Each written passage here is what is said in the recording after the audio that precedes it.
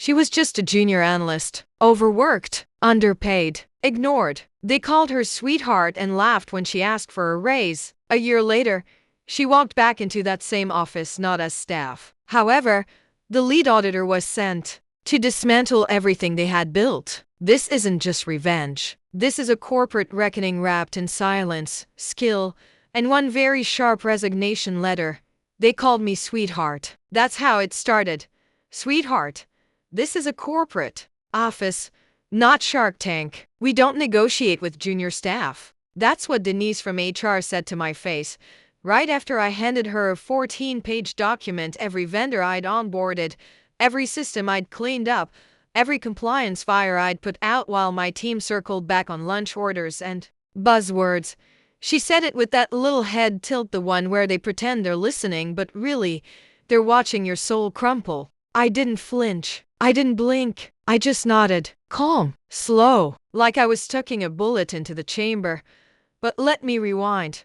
A week before that little HR exorcism, I was sitting in the break room under the flickering fluorescence, surrounded by the smell of burnt popcorn and betrayal, lukewarm instant noodles, a cracked mug, and a broken system that was lunch. I was manually reconciling a vendor import that should have been automated 3 years ago, if not for our duct-taped excuse of a backend. Our tools were ancient. Half of our integrations looked like spaghetti code thrown into a wood chipper, then patched together by Steve from IT during a seizure. I stayed late every night that week, rerouted 3 API pathways by hand, tracked down a ghost billing error that had been bleeding 22 grand a month since March, fixed it, silently, alone. Meanwhile, my manager, Brad, the same guy who once forwarded me an email he was already CC'd on, spent his afternoons giving interns a tour of the company Slack emoji wall.so. When I walked into HR with results, not ego, it wasn't for applause. It was for dignity, a fair pay bump, a sliver of respect. Instead, I got sweetheart. Denise smiled through the whole thing like she was performing a mercy killing. We do value you, she chirped, but we have to be fair to the rest of the team. You mean the team that panicked when I took a single sick day and 3 vendor portals logged themselves out like nervous breakdowns in a trench coat? I didn't scream. I didn't even vent. I just went home, made a cup of stale peppermint tea, and opened my laptop for the first time in 6 months. I didn't even update my LinkedIn headline. I just started scrolling. Every vendor partner, every logistics firm we'd ever CC'd in. A group thread. My search history turned into a hit list. 2 days later, I got a message. Hey, your name came up during an internal audit. You're the one who fixed our contract portal last quarter, right? It was from a senior analyst at Gen Access Logistics, one of our biggest clients, a medical logistics giant that I'd walked through 3 onboarding disasters and 2 outages. He wanted to meet, informally, pick my brain. I tiptoe. Brad didn't ask why. He probably thought I was finally taking a weekend to emotionally recover from being called a sweetheart. I walked into Gen Access headquarters with nothing to lose and a borrowed blazer. Sat in their glass-walled office, sipping real coffee, hot, fresh, not made in a dusty Keurig. They weren't looking for a consultant. They wanted a cleaner. And I was already holding the mop. When I left, they handed me a stack of paperwork and a sentence that recharged every cell in my body. No pressure, just think about it. Better title, better pay, more autonomy. Oh, and we're prepping for an audit of your company. That's when it started. That night, I didn't sleep. I started mapping the wreckage, vendor logs, ticket IDs, legacy systems. I'd fixed that. Brad still thought we're held together by magic. I scrolled through job boards like they were criminal dossiers, applied only to firms that had been burned by our garbage integrations. My desktop became a war room. My resume had 10 versions. My coffee rings stained printed spreadsheets like blood, and then another message came. Subject: QuickSync vendor audit prep. This time it was James, Senior Systems Director at Gen Access. He said my name came up in an old ticket trail where I'd caught a credential error. Their internal team misdiagnosed it as an external fault. We figured you were the one doing all the real work. Are you available for a quick chat? I stared at the screen, not just because someone had noticed, but because they noticed correctly. We picked a Friday. I told Brad I had dental work. He barely looked up from his phone. I walked into Gen Axis like I was interviewing for my resurrection. They didn't want to be blamed. They wanted surgery. They needed someone to untangle the mess my firm had wrapped around their backend like digital barbed wire. I didn't have to sell myself. They already knew. I don't want to cause any conflict, I said. Carefully, James nodded. Of course, we're just exploring. By the time I walked out, I had an offer in my inbox. Title: Lead Systems Auditor. Compensation: almost double. One request: help them prepare for the queue for vendor audit. Of us. I didn't accept. Not yet. Revenge, like wine and subpoenas, is better aged. Back at the office, nothing changed. Brad sent me a request to tweak the dashboard. No idea how it pulled data. Just wanted it to look less aggressive. Denise smiled at me in the hallway like I was a ficus that hadn't been watered. But I wasn't watering anything anymore. I was collecting matches. Gen Axis gave me sandbox access. I found expired compliance certificates, broken encryption protocols, and unpatched security holes. I flagged issues, documented receipts, built slide decks that read like criminal indictments dressed in PowerPoint transitions. By day, I was the ghost of cubicle past. Quiet, polite, invisible. By night, I was a digital surgeon carving tumors out of a dying system. And smiling. Then came the leadership huddle at Gen Axis. Why don't we just let her run it? The VP of Ops said during a Zoom call, voice calm, eyes sharp. Not just the audit, the integration, procurement, ongoing compliance. She already knows more than the vendor. We're paying 6 figures. That night, I got the formal offer. Not a suggestion, a contract, full-time, lead, with teeth. I didn't hit accept. Not yet. First, I had to make sure I walked out of my old job on the exact Monday I'd be walking back in with a different badge. I handed in my resignation midweek. No fanfare, no speeches. HR didn't even summon me for an exit interview. Just a corrupted PDF titled Transition Guidance for Departing Junior Employees. I renamed it Poetry. Brad sauntered over, smelling like axe and delusion. Jumping ship, huh? Gen Axis? They chew through analysts like my ex chews through crystals. I smiled the smile I'd been saving for this exact moment. Good luck, he added. You too, I said. He didn't realize I was already inside their systems, already mapping, already rewriting. The night before my final day, I opened my paper planner old school. No chance of corrupted files flipped 2 weeks ahead, and wrote in bold letters, Audit Day. Mandate wool lines underneath, just enough. When I walked out of the building, I didn't look back, because the next time I walked in, I wouldn't be praying no one stole my lunch. I'd be holding the detonator. The elevator didn't get .it sounded the same as it always had, soft chime, metal doors gliding open like a sigh. But this time, the person stepping through them wasn't the same. Same office. Same stale beige lobby that always smelled faintly of toner and moldy ambition. But I wasn't dragging a laptop in a faded tote or wearing a badge with my name misspelled. I wasn't silently praying Denise didn't pop by with another HR pamphlet. I was walking tall in a tailored navy blazer, guest badge clipped clean to my lapel, and a laptop bag full of evidence. Security waved me through with practiced boredom. Not a single glance. If only they knew. Upstairs, the air was heavy. It always got this way before leadership meetings. The kind of tension that clung to the walls like mildew, a silent warning. Something was coming. And then I stepped in. It hit immediately. A ripple. People turned, stared. Whispers followed like smoke. Kyle from Data blinked so hard his glasses slipped off. 2 engineers looked like they'd seen a ghost, whispering, Is that her? Yes, it was me. Then came the real test. Denise. She stood outside the glass conference room, clutching a reusable water bottle like it could ward off evil. When her eyes dropped to my badge, her mouth opened just slightly, the beginnings of a manufactured smile that never made it past her molars. Welcome back, she said. Brittle, thanks, I replied. I'm here for the audit. Her eyebrows did a little dance. You're assisting the team from Gen Axis? I opened my laptop slowly, just enough for her to see the slide on the screen. Lead Systems Auditor External Compliance Liaison. Her throat clicked when she swallowed. Inside the conference room, the VP of Ops, Greg, the one who once told me I had great potential once I matured professionally, stood so fast he knocked over his coffee. It soaked 3 reports I knew were outdated by at least a quarter.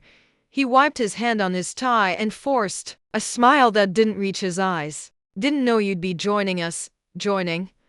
I smiled as I slid into the head seat. Not the side, not the corner, the head. Oh no, I said. I'm leading. The silence that followed was holy. Full systems and compliance audit. Retroactive. 12 months. Greg blinked. 12? I nodded, tapping the contract clause on my screen. Per clause 9.3, GenAxis has the right to audit all vendor-facing systems, credential logs, and compliance records going back 1 full year. I've already reviewed your onboarding flow. I'll need access to all legacy integration tickets by EOD. Denise dropped her pen. Someone cursed under their breath. I smiled, not wide, not smug, just enough to say, you should have seen this coming.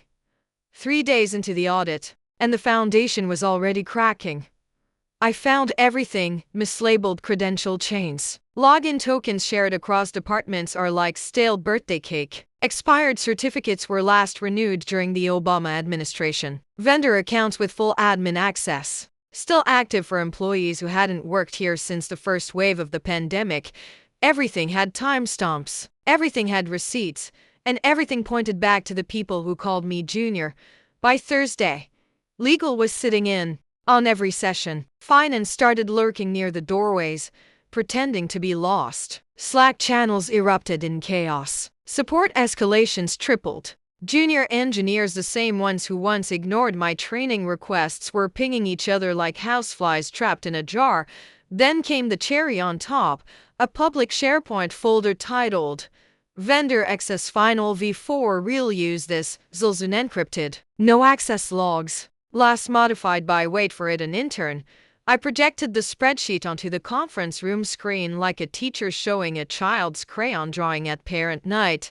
This one's my favorite, I said, laser calm. Denise squirmed. That file was never meant to be permanent. No kidding, I replied. Your compliance policy forbids shared login records stored in unsecured repositories. I paused. It's been opened 37 times, 3 from out-of-network IP addresses in New Jersey, which, by the way, doesn't match your internal VPN footprint. Greg cleared his throat like he was trying to summon God. Well, it's hard to know who exactly was responsible for that. Probably the junior analyst before. What was her name? I turned to face him fully. I believe it was me. The silence was biblical. Then I slid a folder across the table, slow and sure. I'd be happy to submit a written statement. Would you like it notarized? The legal rep on Zoom unmuted just to cough. By the end of the day, GenAxis suspended all payments to my former employer pending internal review. Procurement froze. Support calls doubled. Executives pinged junior devs who didn't have answers and never cared to find them. And I got a text from James. Nice work. Keep going. Let's see what else we find. Oh, I plan to. Because I hadn't even started on the real rot, the integrations directory, the one I once managed alone while Brad called it not our core concern, still had credentials being stored in plain text. Ticket IDs were recycled. Some documentation was built from Reddit posts. I began pulling logs I'd archived for training purposes, wink, and rebuilt the credential trees from scratch. Drew flowcharts on sticky notes until my apartment wall looked like a conspiracy theory documentary. And the deeper I dug, the angrier I became. Not at them. Not anymore. The system that lets them pretend. That let Denise hand me a pamphlet called Understanding Your Career Path while she ignored every tangible thing I'd done to keep her job viable. That let Greg write me off as still maturing, while he couldn't even find the system's dashboard without someone spoon-feeding him a walkthrough. That let Brad coast on jargon while I fought back and fires with duct tape and a prayer. I wasn't auditing a company. I was unearthing a crime scene, and then came the twist I didn't see coming on a rainy Wednesday, the kind where even the clouds looked exhausted. I checked my inbox and saw a name I hadn't thought of in months. Maya. She used to sit 2 cubicles over. Soft voice. Good instincts. She'd once given me a post-it that said, "You're stronger than you feel," when I cried in the bathroom after Brad blamed me for his report being late. Subject: "Are you hiring?" She was quiet, respectful. Said leadership was spiraling. Said someone had mentioned I was at Gen Axis now. Said the word was I wasn't just consulting, I was building something. And that she wanted in. I opened 2 more emails. Same message. Different names. A junior dev. A support lead. People who had once watched me mop up disasters with no credit and less pay. Now they were asking for a raft. And I had a fleet. That night, I drafted a candidate list. I didn't just want to audit. I wanted to replace. James introduced me to the CIO. We talked about a permanent task force, compliance, systems oversight, internal transitions. I pitched a department. They said yes. I pitched names. They said, "Bring them in." And suddenly I was interviewing people who once wouldn't make eye contact with me by the vending machine. I wasn't a junior anymore. I was the storm. On Tuesday, the hammer dropped out and no press release. No drama. Just a 2-sentence email to every executive who had ever forgotten my name. Subject: formal termination of vendor agreement. Non-compliance and security failure. Is that was it? Effective immediately. Systems revoked. Data transfers halted. Pending invoices voided. By noon, Brad posted a cryptic status update about new beginnings. Greg updated his bio to include the word resilience. Denise didn't post anything, because Denise didn't yet know what was waiting for her in conference room 3B, same room she'd once sat in, pamphlet in hand, explaining why I couldn't get a raise. Only this time, the name on the reservation wasn't hers. It was mine. The room was exactly as I remembered it. Same sterile carpet. Same echo when the air conditioning clicked on. Same conference table, too wide to feel collaborative, too narrow to feel safe. But the name on the reservation screen was mine now. Conference room 3B reserved. Director Monroe. Title had changed. So had everything else. I stood at the head of the table, laptop open, folders arranged with surgical precision. Every page I printed was deliberate. Every document is labeled. Every sentence is legally reviewed. They wouldn't wiggle free this time. At 2:00 p.m. sharp, the door opened. Denise stepped in first, escorted by a liaison from Gen Axis's HR integration team. No reusable water bottle this time. No chirpy "we value you" smile. Just a stiff nod, clipped movements, and a silence that vibrated with swallowed fear. She sat in the seat across from me, the same one I used to sit in, hands folded, voice steady, trying not to sound like I was begging. Now it was her turn. I didn't speak at first, just opened the top folder. Termination recommendations. Compliance failures. 3 names on the first page. Hers was nestled between 2 others I'd personally audited into oblivion. She reached for the folder, fingers trembling. I watched her, mouth open, then close again, like she wanted to speak, but knew anything she said would only make it worse. I looked her in the eye. "We do negotiate now," I said, voice even. "But not with people like you." The air didn't move. Neither did she. Behind her, through the glass walls, I could see Greg pacing by the printer, pretending to read a report. Brad had already stopped showing up altogether. His Slack status still read "WUF, focus mode," a digital tombstone to his denial. Denise finally blinked. This is personal." I closed the folder slowly. "No, this is procedural." "The personal part?" "That happened the moment you called me sweetheart and expected me to disappear." Silence again. Thick, dense. I leaned back in my chair. "This isn't revenge. This is accountability. And it's long overdue." She didn't cry. That would have required enough vulnerability to admit something was lost. She just sat there. The liaison beside her finally spoke. "We'll review the documentation. If necessary, we'll escalate. You'll find everything time-stamped," I said, sliding the next folder forward. Metadata, Slack threads, email trails, version logs. Nothing here is speculative, and nothing here is survivable. Denise stood without being dismissed. For once, she didn't have the last word. She didn't even try. When the door shut behind her, I let myself exhale. It was done. But that wasn't the end. That was the pivot. Because while my old employer crumbled, Gen Axis was evolving. And so was I. The new department, internal systems, integrity and compliance architecture, reported directly to the CIO. We called it Izika, but everyone started calling it the fixers. And I was building it, brick by brick, analyst by analyst, starting with the ones who had once watched me drown and now wanted to swim. Maya joined first. Then came a lion, who used to run support tickets in silence while engineers rolled their eyes at his notes. Then a quietly brilliant junior dev named Priya, the only person who once stayed late to help me reboot a server when Steve from ID said it wasn't a priority. They didn't just want jobs. They wanted to matter, to build something clean, real. So we built it.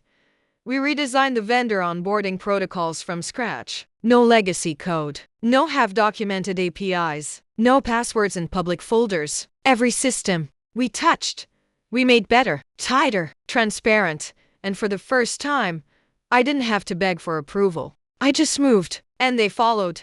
That's when James pulled me into a private strategy session. "Monroe," he said, folding his arms, "you ever think about the long game?" I smiled. "This isn't it?" He chuckled. "This is just a table. I'm talking about the room it sits in."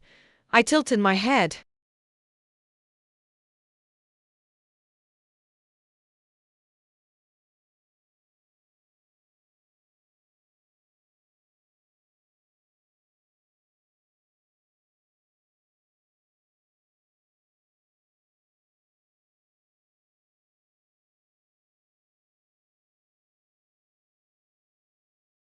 He leaned in. "The board wants to restructure procurement. They want the systems to be tighter, better compliance reporting, fewer disasters. They want a chief systems officer next fiscal."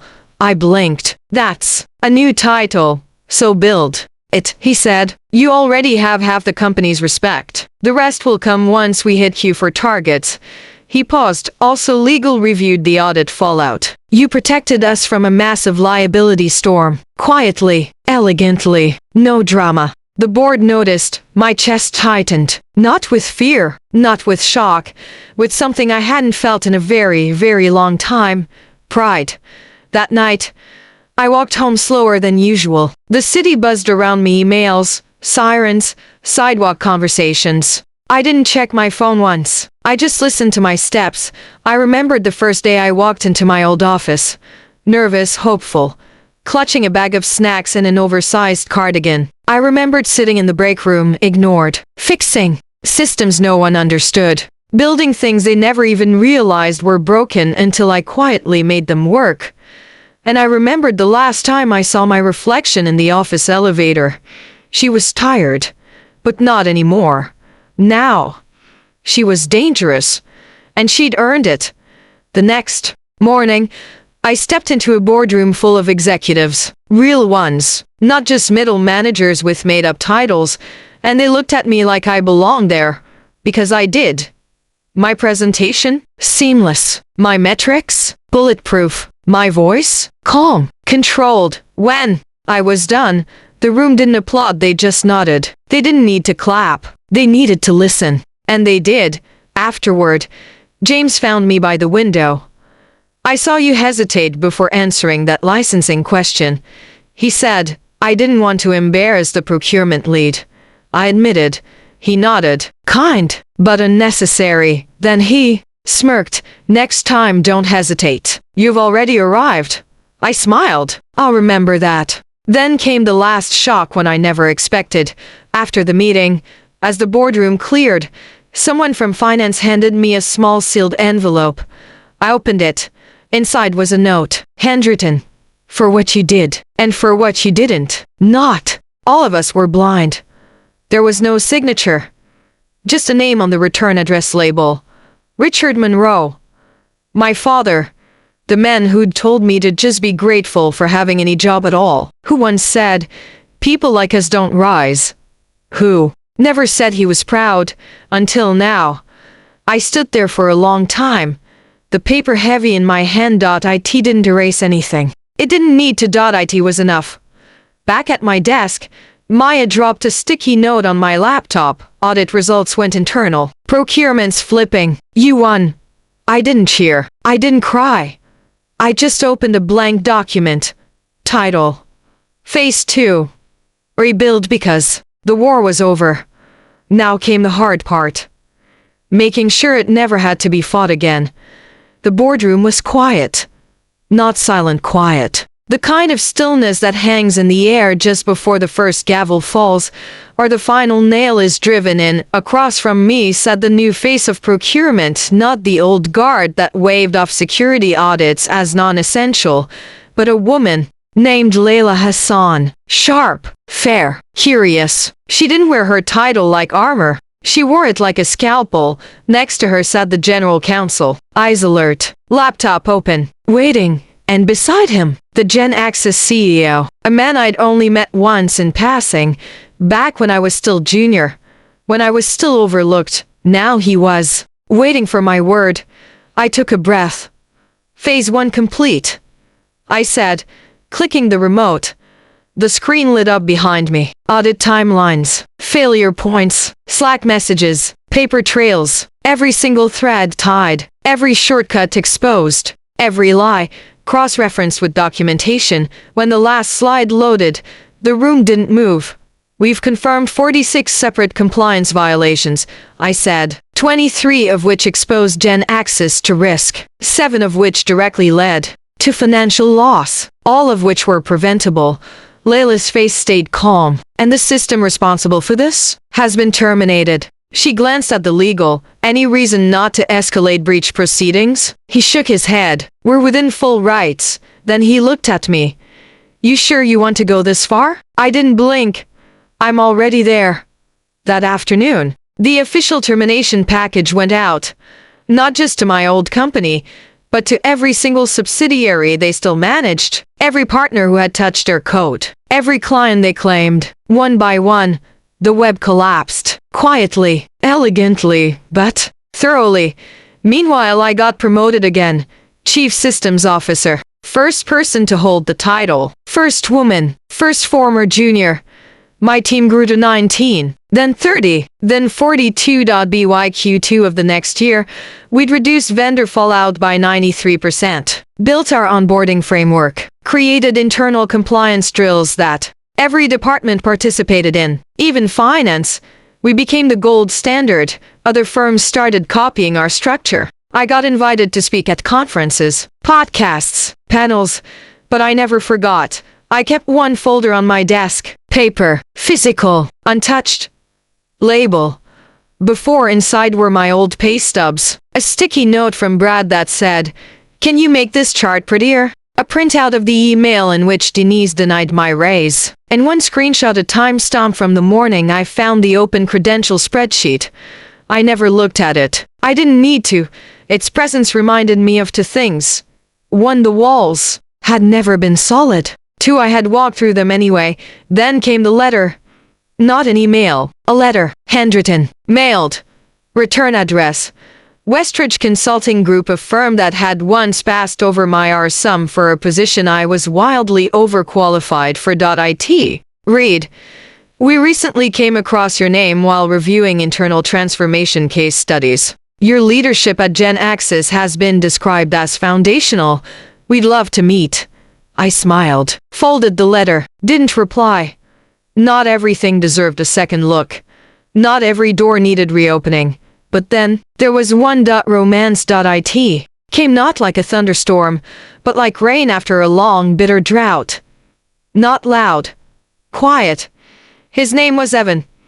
He worked in systems engineering. Joined Gen Axis during our second round of rebuild hires. He didn't flinch when he saw the disaster logs. Didn't laugh nervously in meetings. Didn't pretend not to know when something was broken. He just worked. Clean. Honest. He stayed late when no one asked. He emailed notes that were detailed, precise, kind. He caught a vulnerability in one of our vendor handoff loops and flagged it in a way that made the whole team better without making anyone feel stupid. And then, one night, he brought me coffee. "You look like you're staring into the void," he said gently. I glanced up. "It's a very complicated void," he smiled. "Want help starting?" I blinked. That was it. No pickup line. No performance. Just a seat beside me in the quiet. We didn't become a headline. We became a routine. The kind that roots into your life so subtly you don't notice until it feels like it's always been there. Coffee on Wednesdays. Shared notes. 2 chairs by the window. A toothbrush is in my drawer. He never asked me about Sweetheart, or Dennis, or Audit Day. He just learned my name and said it with respect. That was enough. 1 year after the audit, we held our first legacy session, a training for every new hire about what had gone wrong, why, and how we fixed it. Not sanitized, not softened, just the truth. With receipts, I stood in front of a room of 25 new systems analysts, bright-eyed, nervous, hopeful, and I told them everything. Not for pity, not for glory, for memory, for the ones like me who'd walk through fires and get branded emotional, for the ones called junior while carrying companies on their backs, for the ones who coded at midnight and cried at lunch and never stopped showing up anyway. I ended the session with a single sentence. The walls you're in now were once ruins, and I was the one who rebuilt them. They clapped. Not out of obligation, out of recognition. 2 weeks later, I found a note on my desk. It read, "Thanks for clearing the way. Now I know which map to follow." No signature. Didn't need one. They knew. And that was enough. Because of this story, it wasn't just about revenge. It wasn't just about fixing systems or watching former bosses flail on LinkedIn. It was about proving that silence doesn't mean weakness, that quiet isn't absence at same, that ghosts don't haunt buildings, they audit them.